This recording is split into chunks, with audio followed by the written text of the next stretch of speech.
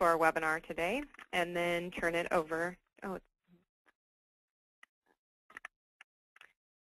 Hi, I'm Kate Meese. I'm an Associate Director at the Local Government Commission. I'm going to provide a brief overview today and then some logistics for our webinar, and then turn it over to our speakers. Local governments have had to make difficult decisions over the last couple of years due to shrinking budgets, which has made it increasingly difficult to reserve funding for energy programs. This webinar will highlight how 3 communities have been able to create mechanisms to assure that there is long-term sustainable funding to support their energy goals. We'll start off this webinar with a presentation about Alameda County's energy program, which has been able to implement energy efficiency and renewable energy projects in county facilities through a designated energy fund and a utility surcharge. We'll also hear about the revolving fund San Francisco has used to pay vendors performing direct installation work, and conclude with a presentation from the City of Santa Monica about their Community Solar Fund and Municipal Facilities Revolving Loan Fund.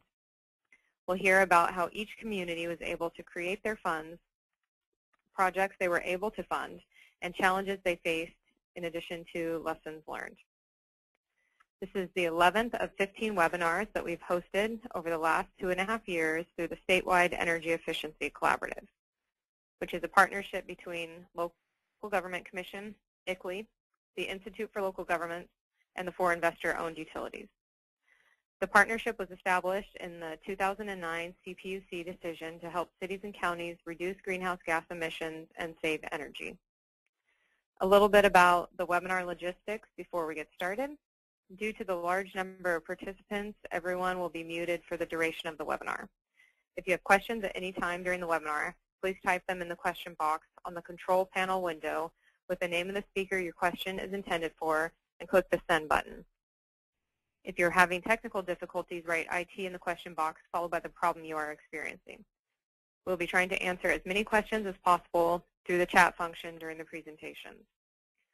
We'll be summarizing the remaining questions for the speakers during the question and answer portion at the end of each presentation as time allows. The presentations from the webinar are available on our website. We'll also be adding a recording of the webinar once it's available. When the webinar concludes, you will be asked to complete a survey. Please take 5 minutes to provide us with input, which will help us to improve our future webinars. We have a great list of speakers today, starting with Matt Muniz, the Energy Program Manager for Alameda County General Services Agency. He has overseen Alameda County's award-winning energy program for the past 19 years and has managed over $50 million in energy retrofit and distributed generation projects at county-owned and leased facilities. So with that, I will turn it over to Matt.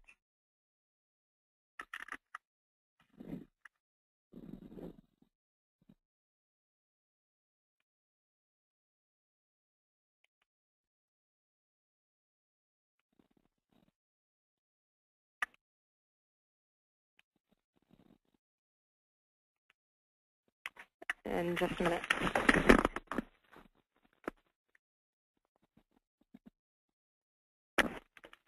Okay, Matt, you should be unmuted now. Okay, I am here. Good afternoon, everyone, and Kate, thanks for asking me to share about our energy program. What I'm going to do is just talk a little bit about the energy program that I'm in charge of, talk a little bit about how we fund not only the staff of the energy program, but also some of the projects that we do. Then I'll give you a little highlight for some of the projects that we've done over the last 25 years, and then I'll give you some lessons learned. So next slide.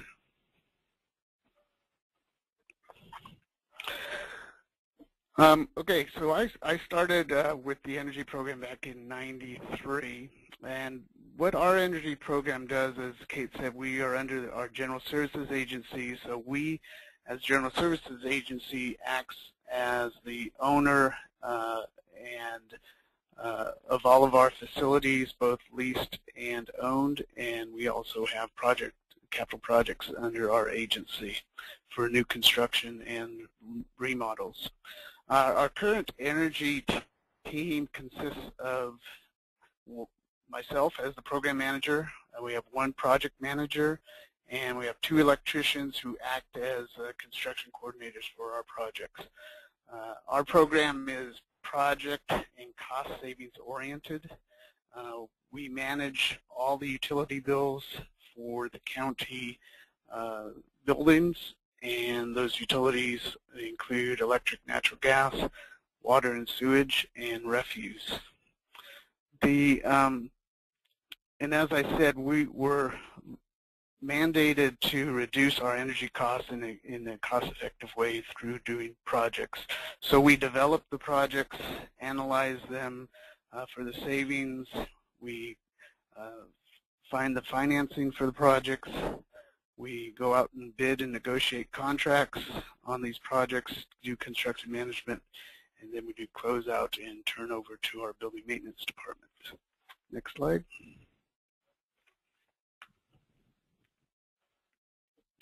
So here's a little bit of where we started and where we are today. So back in the late 1980s, one of our Board of Supervisors came to our agency and said, you know, we should be doing energy efficiency projects, get one going. And so we did one comprehensive building, well, actually 2 buildings with a central plant that they share, and we did a comprehensive energy efficiency project which included lighting, lighting controls, chiller replacements, building automation system installations, and HVAC modifications. Because of the success of that project, another project was put together in the early 90s that did 8 of our buildings in our South County area.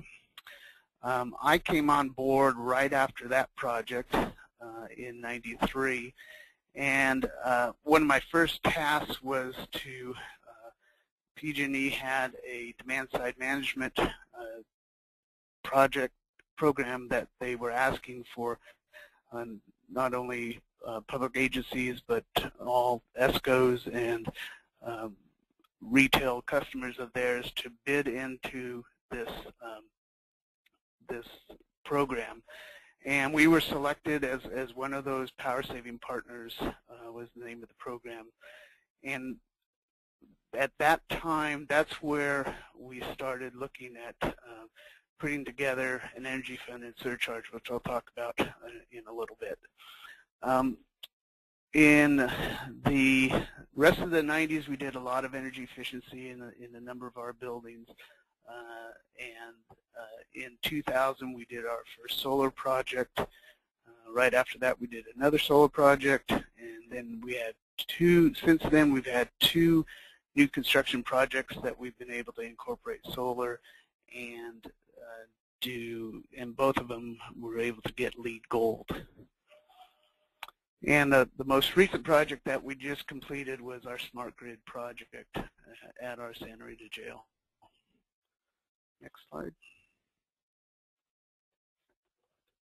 Okay, the Energy Fund was started up in 1994, and as I said, we were one of the power saving partners of this program. We had actually a megawatt of savings into that program, and PG&E was going to pay us for the demand savings and energy savings coming from that program, and that's over a 10-year period. So we saw that we were going to be receiving on a monthly basis about $30,000 a month, and it was going to be coming in by checks for about a 7-year period. So we were looking at $3 million coming in. So we didn't want that money to go right back into our general fund. So we established this energy fund through negotiations with the director of our agency, the county administrator's office, and the auditor controller to set up this fund. And the fund was going to be used for doing projects and project costs or supplementing projects that we can get loans for. So to date, we've used $7 million from this fund. We currently have just under $1 million of our balance, and at one time we had $3.6 million. So we continue to take incentives from projects that we do that don't have to go towards the project to pay for it and put them in this fund. Next slide. Around the same time, we were looking at how to pay for our program staff costs, and that included the salaries of everyone in our program, benefits, and overhead. Prior to this, we were on the just the overhead of the whole agency. So we wanted to find a way to maintain the staff through a utility surcharge. Originally, we went to our auditor and wanted to share the savings in some of the projects that we did, but he wasn't for that, so we came up with this surcharge.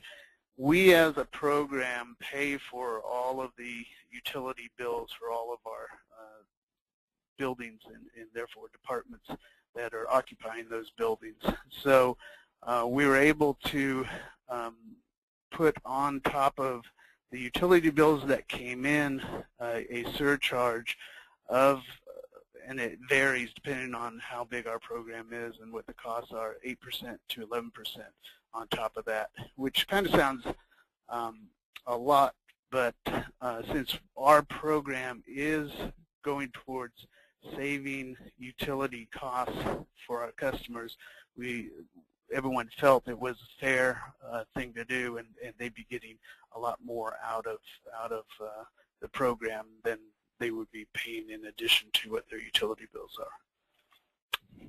Next slide. So as a result of this, as I said, we've been doing projects for 25 years. We have been able to, since 2002, install 12 solar PV systems in our buildings. You can see 9 of the photos, or 9 of the sites in the photos here. And we have a total of 3.7 megawatts of on-site solar. Next slide.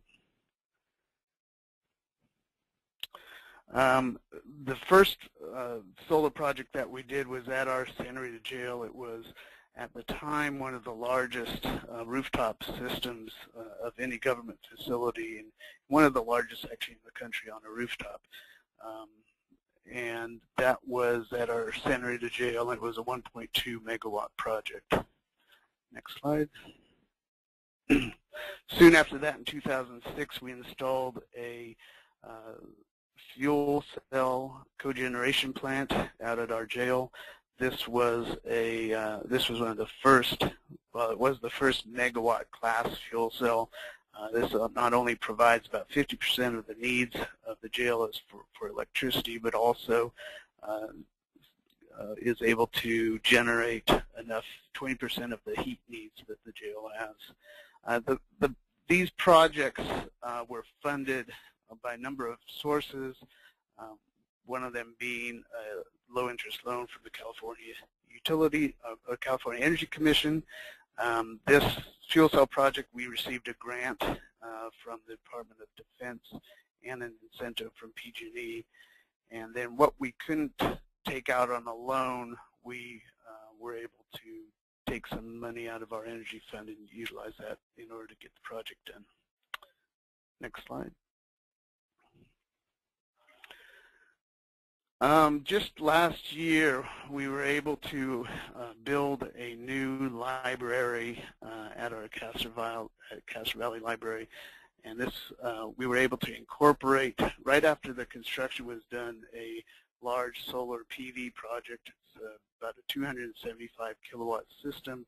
You can see that on the roof of the jail.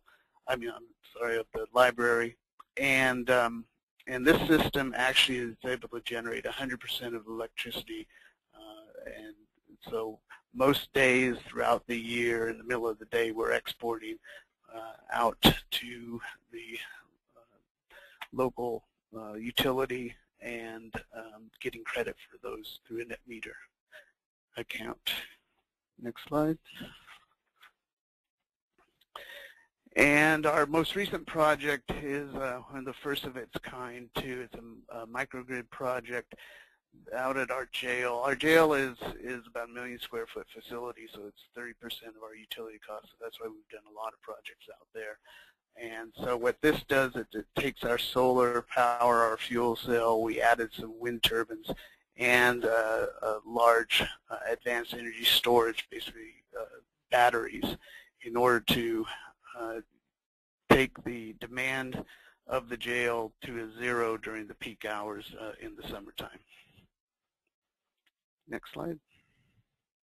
And as Kate said, since '87, we've done over $50 million of capital projects that is part of the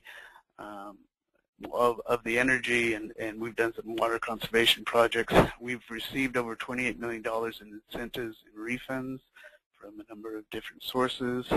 Our current annual utility budget is $11.5 million.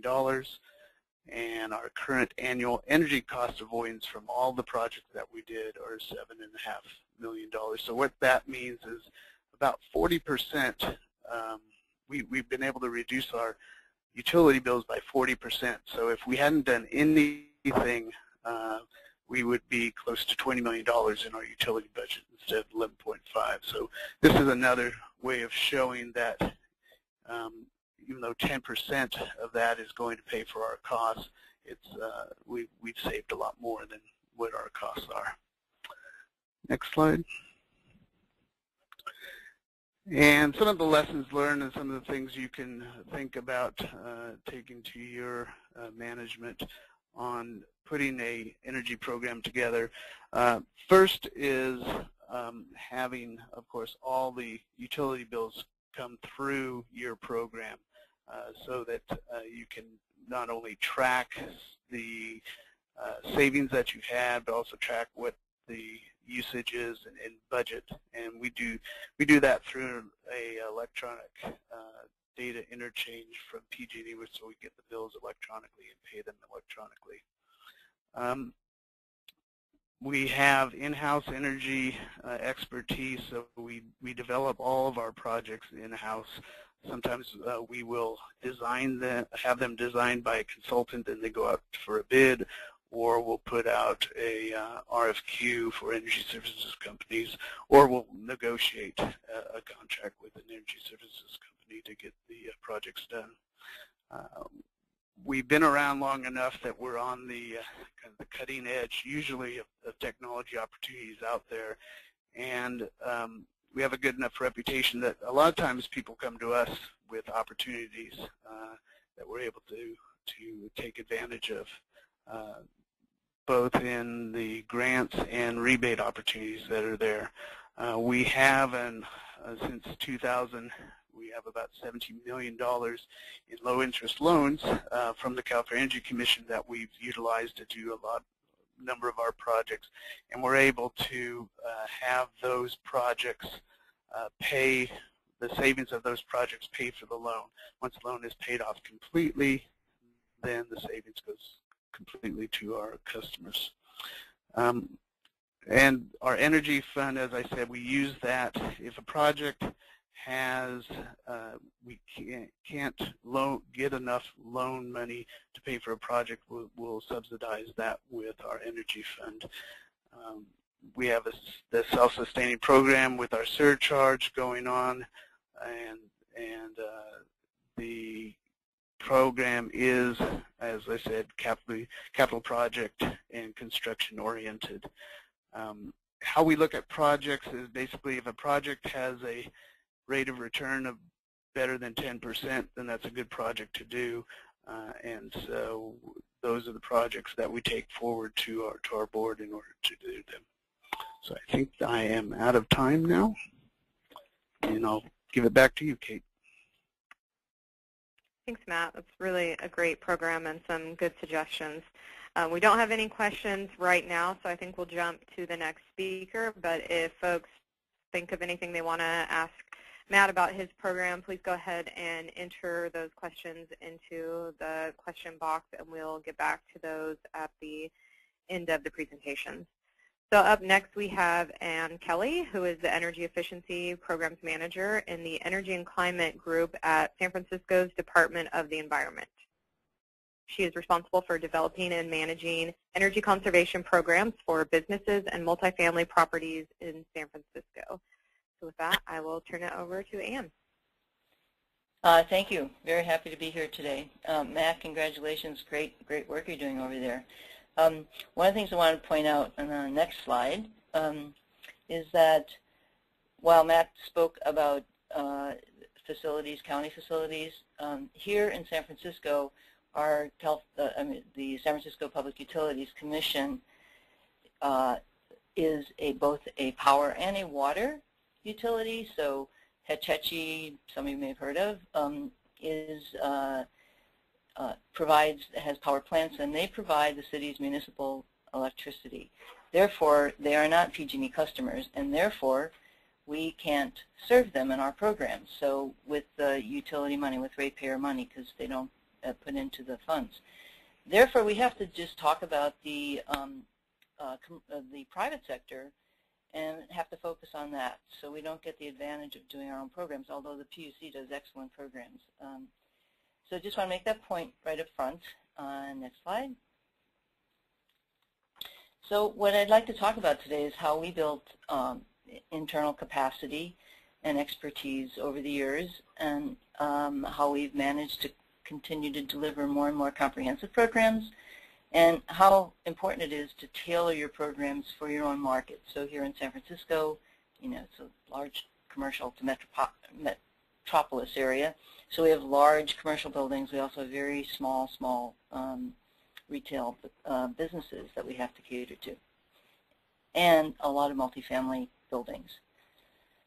Just quickly, I'll run through this to show you. And during the energy crisis, we received money, which was actually excess money the state had for the last time in history now.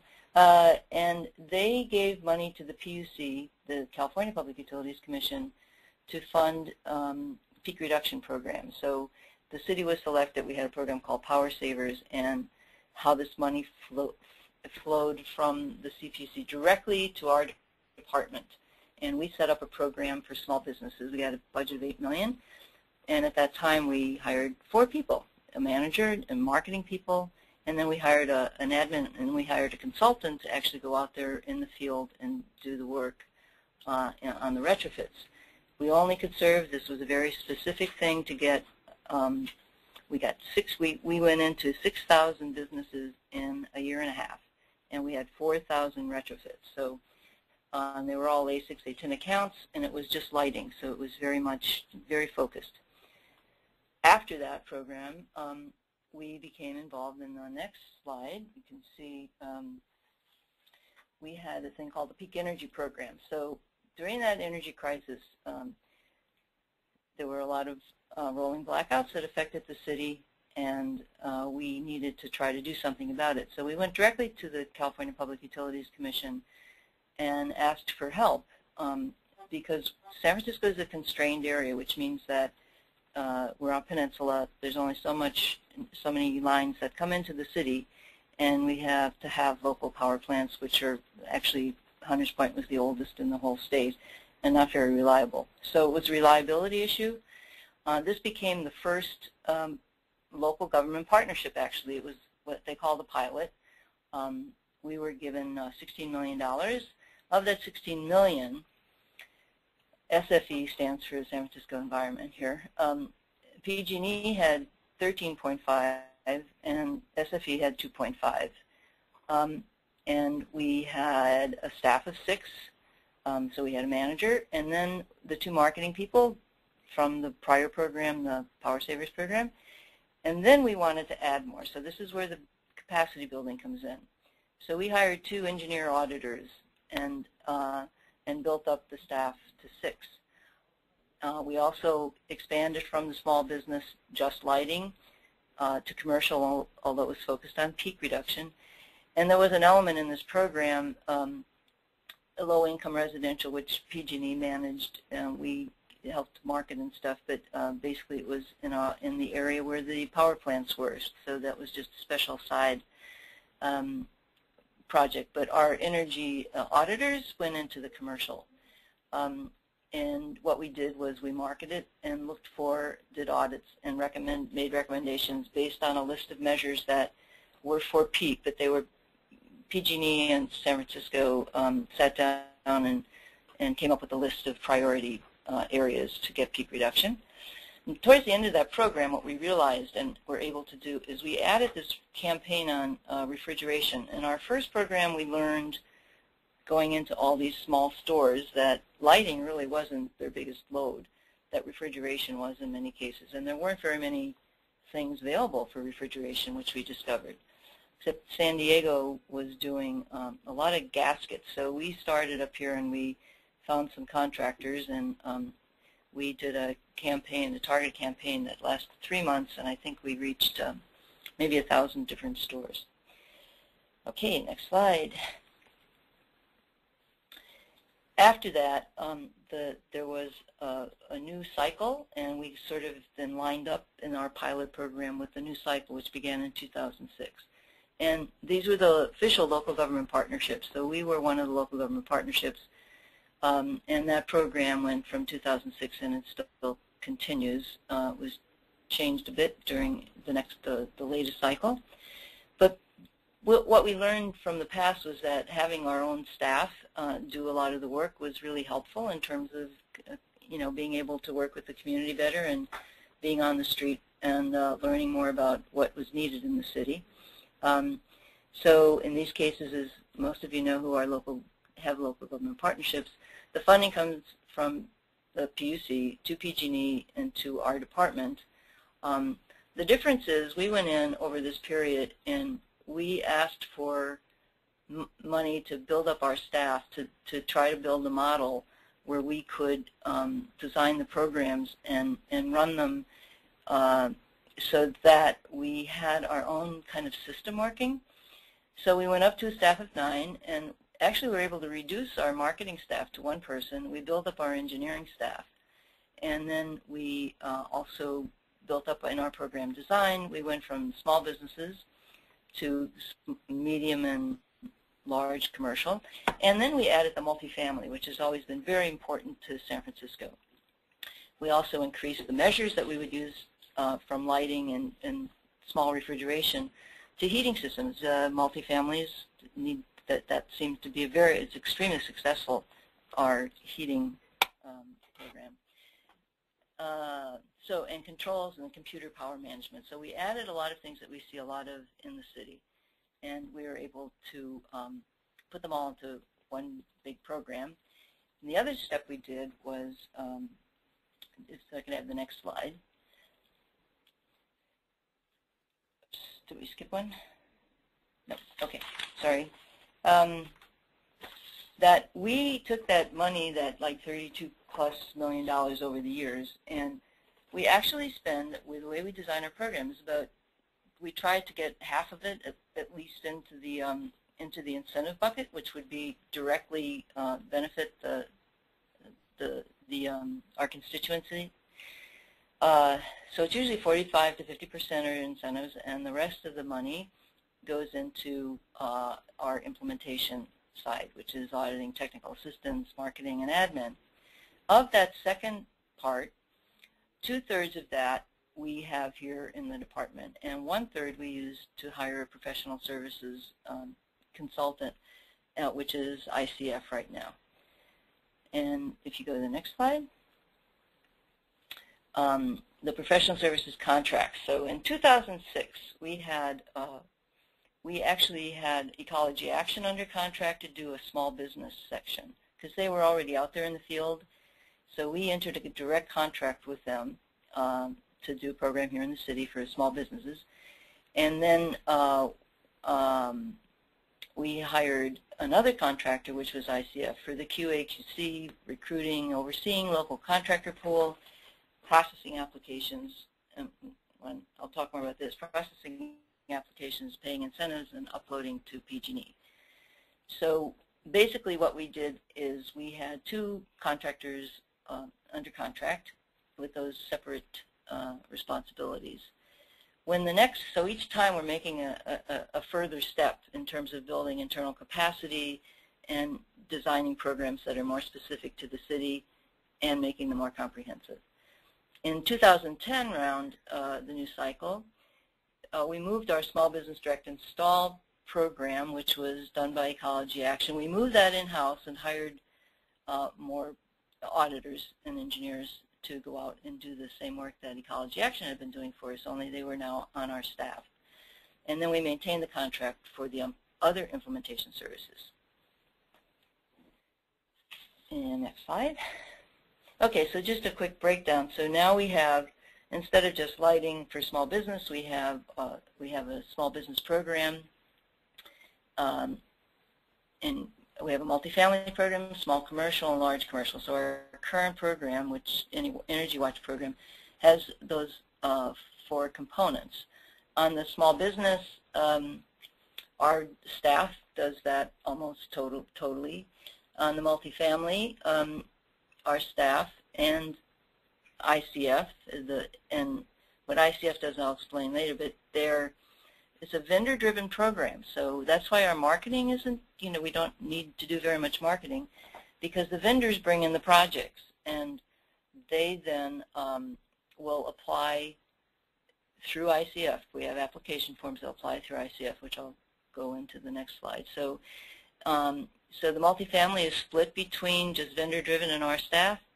The small commercial and the large commercial are kind of mixed as well. Our staff does all projects with buildings that have their own engineers, and they do their own installation, so they don't go to outside contractors. So that's pretty much the mix.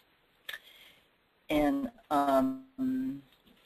so in the 4 categories we have set up different incentive levels, and the dollar amounts here mean that the higher incentives go to the harder to reach, which are the multifamily and the small business direct install.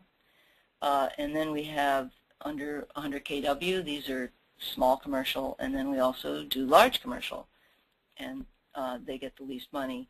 So that's how it's structured, just in general. Of course, we can give you all those details at some other point.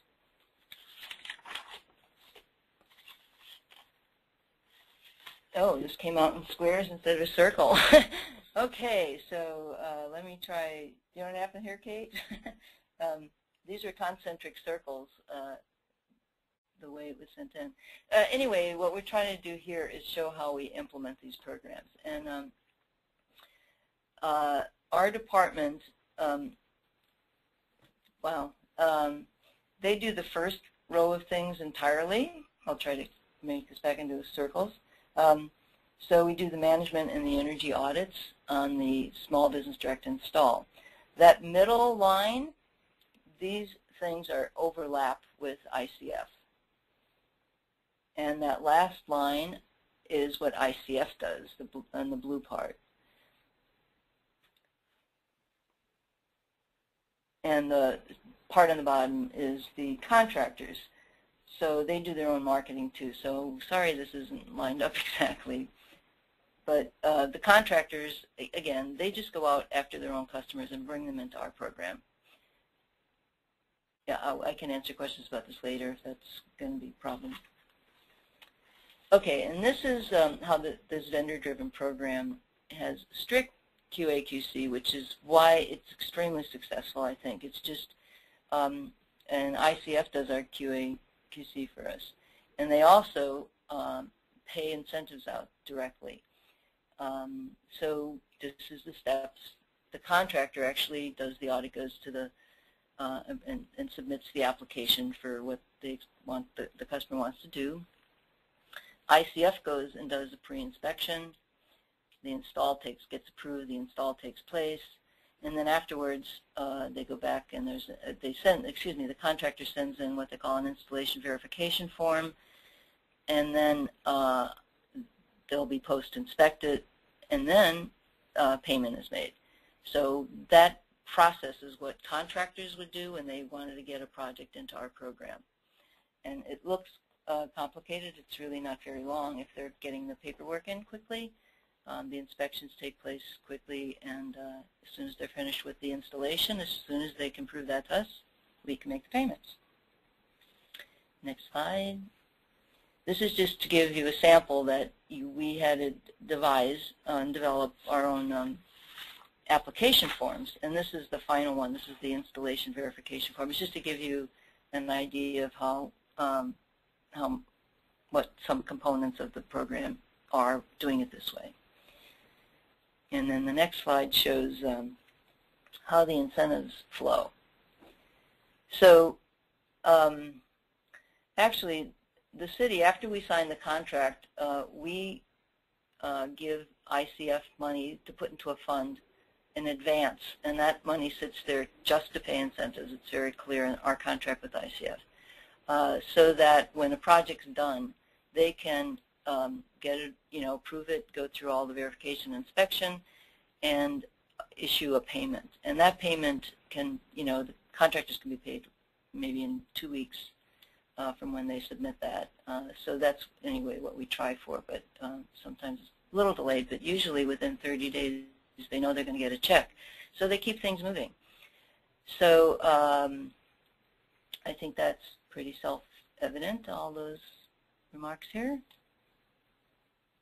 Then at the end you see ICF request. After everything's been done, they request replenishment from us, and then we replenish that revolving fund. So this is what, when Kate introduced this is a key part of our program, is having this revolving fund.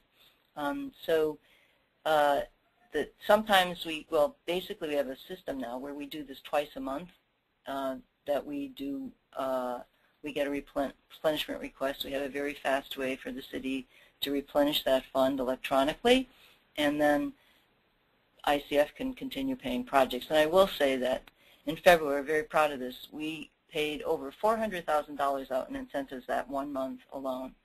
Our average is usually somewhere between $200,000 and $250,000, often goes up to $300,000, but that was the first time we went over $400,000. That was in February. And obviously they keep coming. Okay, then I'll go to lessons learned. And basically, the lessons we learned over all these different programs is designing and developing programs that are tailored specifically for your constituents. And that's what we know who our constituents are, and our programs are designed to serve them. Include, for local governments, include resource programs, and that's where you actually get savings, and they're coming in, and it makes programs cost effective because that's really how they're evaluated. If you just do the marketing, then the resource is questionable, maybe like who really brought that project in. Building in-house capacity, I hope I emphasized that enough. Just hiring the staff here. They tend to be it's very receptive. People like to have an independent view of what they should do, because the city has no vested interest in it except getting projects done and savings. And that we found that the success we've had and the expertise we have has attracted more funds. So we were able to get money from EPA and DOE and foundations, et cetera, because they like what San Francisco is doing. And if we didn't have the staff here and we had to go out doing an RFP every time, it would make it very difficult to get those funds in place. So that is the end of my presentation. If there's time, we can go over some of the specifics of our current program. I've got some pretty slides and stuff, but we can do that later. Thanks, everyone. That was a great presentation. Really innovative approach to being able to support a number of different energy programs and build your in-house staff capacity. So really appreciate that. We are running just a few minutes behind. We have a number of questions, but what I think I'm going to do is go ahead and send those on to Ann to see if she can answer some of those while we have our next presentation, and we'll take any remaining time at the end to read some of those questions and answers aloud, in addition to any others that come up. So up next, I'm going to introduce Susan Mambes with the City of Santa Monica. She's the Energy and Green Building Programs Administrator for the city. She oversees the development and implementation of the city's energy and green building programs and policies. Susan and her team ensure that the city's facilities are energy efficient. City capital projects are designed and constructed to meet or exceed the city's rigorous green building and energy performance standards, and she assists all Santa Monica builders with complying to the city's green building and energy performance requirements. So I'll turn it over to Susan. Hello, can you hear me yet? Yep, we can hear you. Oh, great. Okay. Hello, everybody, and thanks to SEEC for inviting me to speak today. I was really impressed with the amount of solar that Matt has installed in the fuel cell and the level of sophistication that San Francisco has reached in delivering programs. So I'm speaking on behalf of Southern California. We are a Southern California Edison customer. We don't have a municipal utility, and but what we do have is a tradition of environmental progressiveness, and that still is in place today, although tempered by some fiscal realities. Next slide, please. So in Santa Monica, our energy and green building programs, but I'll focus primarily on energy, are driven by two policies. One is the overarching Sustainable City Plan, which has measurable targets from 7 or 8 different areas, one of which is energy. And that was initially adopted back in 2001 for goals in 2010. And the top two there, the 25% of city electricity coming from renewable sources and 1% from on-site DG, were achieved. And we are now in the process of setting goals for 2020. And the goals that we'll be setting are going to be considerably different than these two. The second policy that drives our programs is the Climate Action Plan, which established those targets that you see in front of you. Next slide, please. So about 8 years ago, we were funded by DOE to take a look at what the solar capacity of the entire city was, and we included energy efficiency into the mix, and it was decided or was determined that the city could accommodate over 100 megawatts of solar on all the rooftops in Santa Monica, approximately 17,500, and most ambitiously, if we could maximize energy efficiency in all of our buildings, we could essentially be what we call a net zero energy city, meaning that we would generate as much electricity in Santa Monica as we currently consume. So that was a very exciting vision to have, especially during the time of deregulation when many cities were looking at different options that might be available to them. And the city adopted that net zero concept as a goal in its strategic energy plan. So what you see, the chart you see before you is just an estimation of the annual tons of carbon that would be avoided if we were to actually implement the entire install the entire 100 megawatts of solar and reduce our demand. Next slide, please. And that represents almost 1.5 million tons if you look at the entire life cycle of the solar systems. Next slide, please.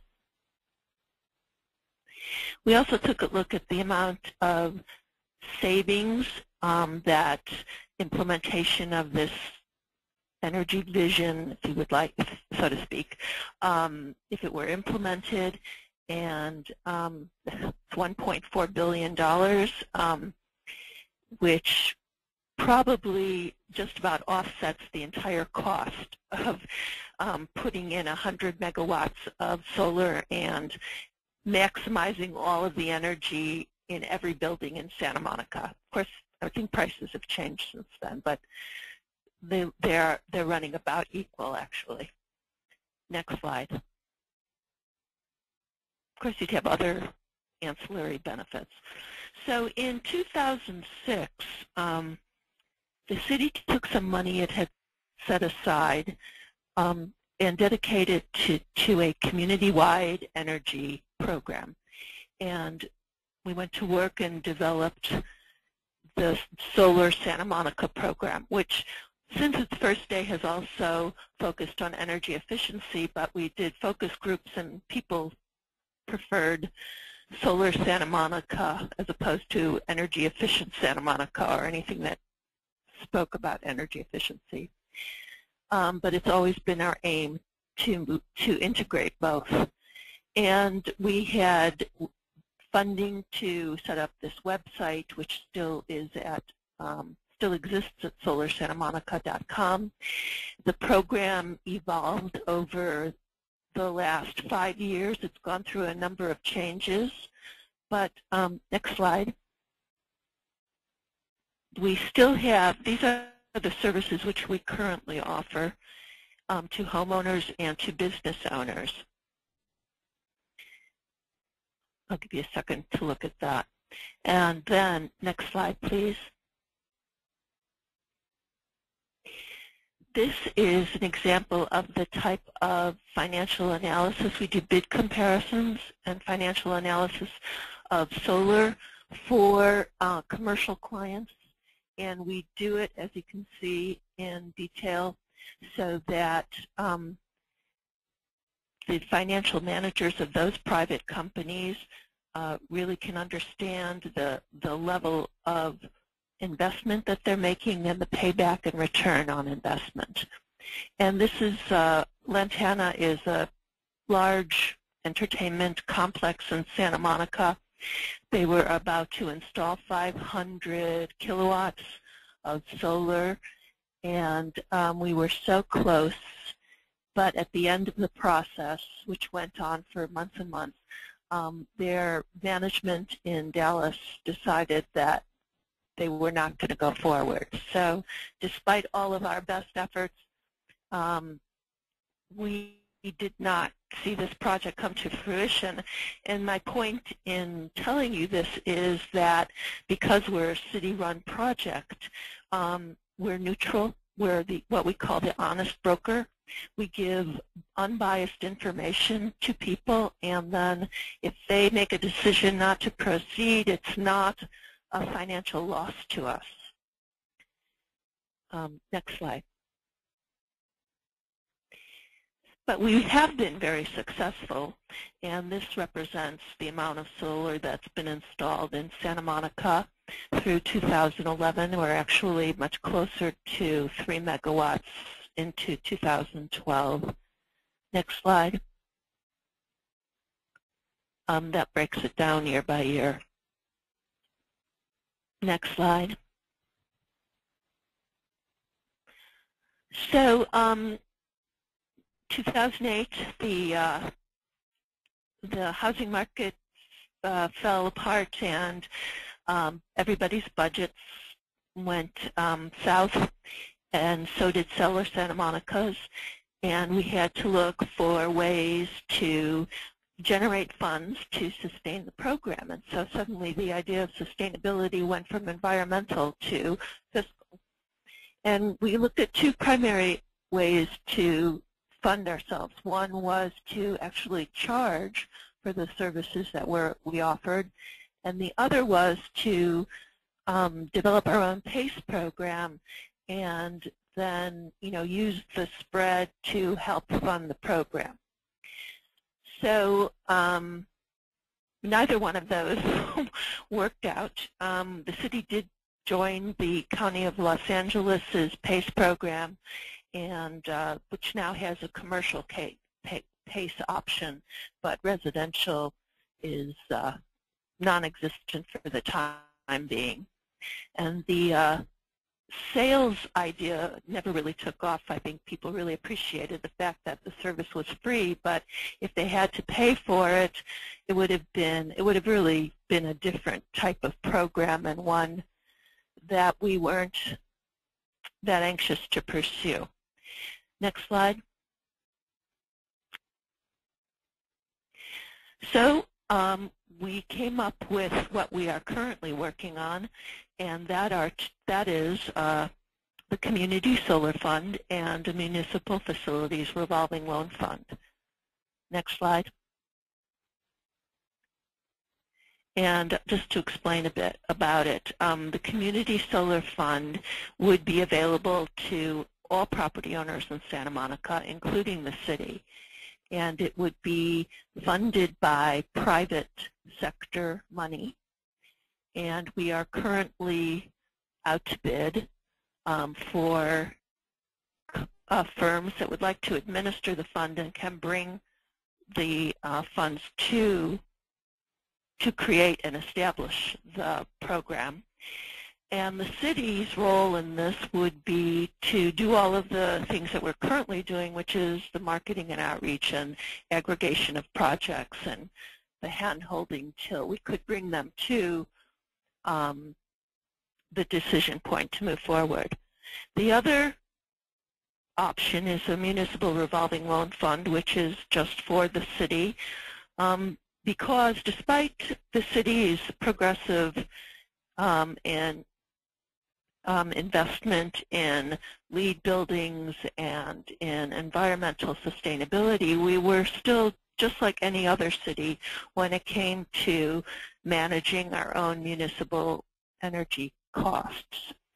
And so we have recently taken steps to really get a handle on that, and we have an energy efficiency engineer who works with me, and we've put out an RFP to establish a revolving loan fund, which Southern California Edison has helped fund the analysis, the financial analysis of how those protocols will work.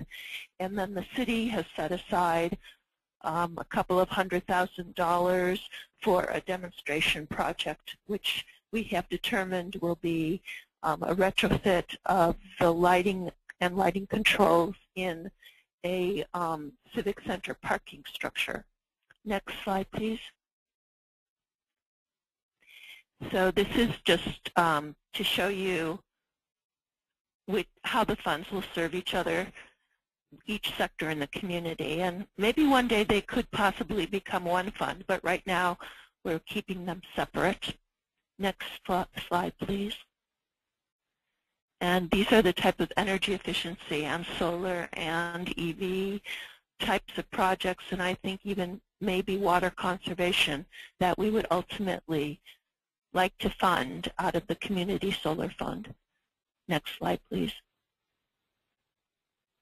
This is a little bit of a description of how we see the Community Solar Fund working. Right now, private investors expect a return on their investment of between 12 and 15%. What we're hoping is that we would be able to attract investors who would be willing to accept a lower rate of return. And you know, and they would receive the tax investment credits, and they would also receive the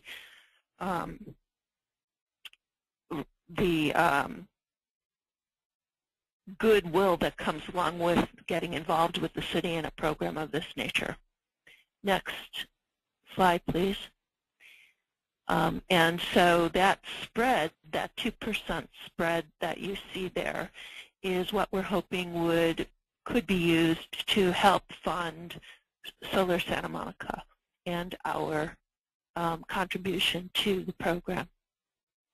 Next slide.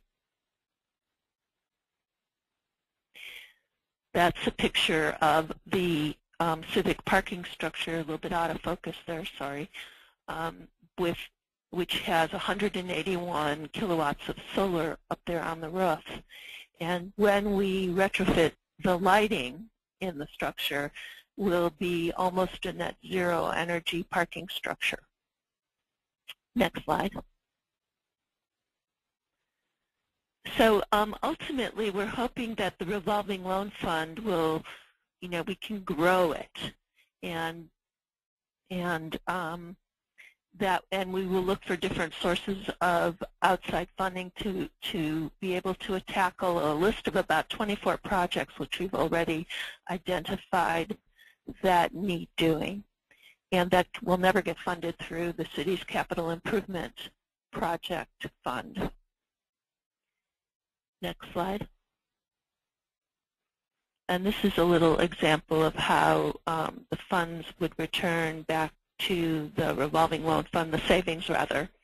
And we are looking at sharing those savings with the facility department, but at this point really nothing has been established in stone. So we're still in the formulation of this, and we've just hired the consultant who will be working with us on looking at what other cities and communities are doing, and maybe next time I get to report back to you on how it's working.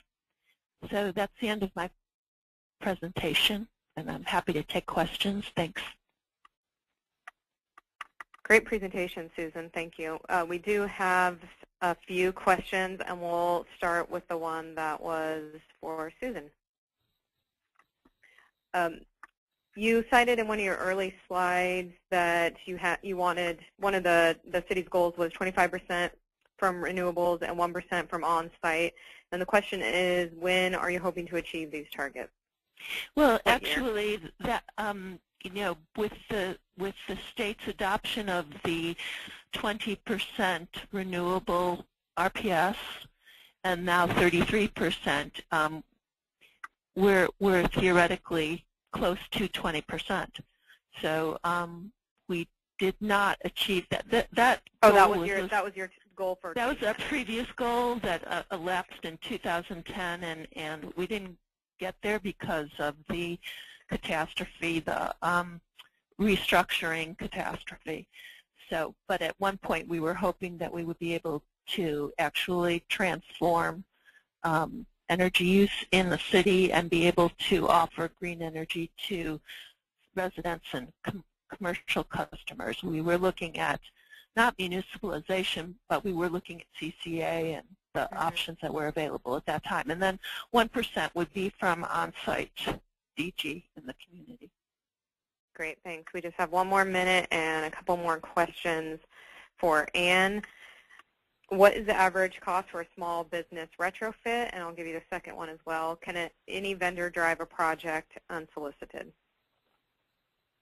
Is this for Anne? This is for you, Anne. Okay. I have. And we just have a minute remaining. Yep. Okay. Just give a number. We usually say they're in the $5,000 range, and we're paying anywhere from 50 to 90%. And can a vendor drive a project unsolicited? Oh yeah. Absolutely. That's we part of it. We depend on that. Yeah. Yeah. We depend on it a lot. Great. Well, I want to thank all of our speakers for sharing with us today, and thanks to everyone who tuned into this webinar. I hope that you found it useful. Please take a few minutes to fill out the survey as you are prompted to when you exit the webinar. As I mentioned earlier, your input will help us to offer events that cover topics you are interested in. That concludes our webinar today, and thanks again for participating.